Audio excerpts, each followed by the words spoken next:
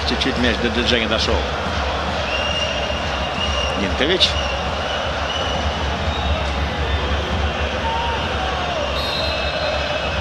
Играли мяч. Футболисты чешской команды. Савичевич. 5-5 атака. Чуть-чуть тут Нинковича притормозил. Приемов молодец. Но Нинкович технарь разобрался. Освободил. Там ногу свело игроку Crvene Zvezde. Bičević je ovdje bio ništa. Ninković! Gol!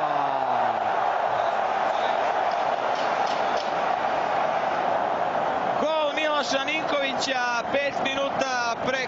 Odlično ulazi Vešović. Vešović. Dukić. Ninković 1-0. Prvi gol Miloša Ninkovića u dresu Crvene Zvezde.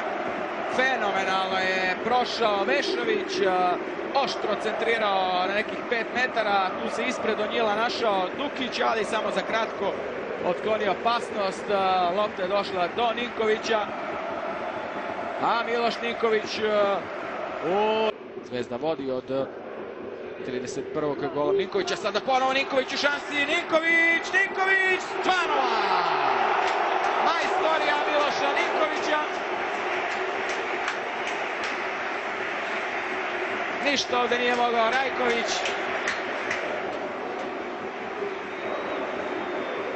Evo zašto je Miloš Ninković najbolje i najzvučnije pojačanje Zvezde ove sezone.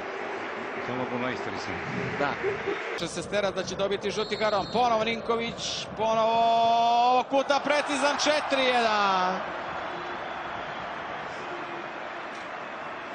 Na kraju Crvena Zvezda će istići možda i do ubedljivog trijumfa. A pre samo 7 minuta strepeli su da li će doći do pobjede. Ponovo je Krznarić izašao ranije, ali ovog puta je Ninković bio precizan.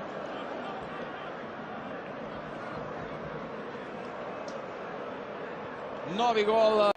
Вийти на поле, динамівці тим часом атакують. Білевський удар. Ще удар і м'яч у воротах. На добиванні спрацював Мілош Нінкович. На 14-й хвилині Динамо знайшло ключі до воріт суперника. Андрій несмачний, як у воду дивився.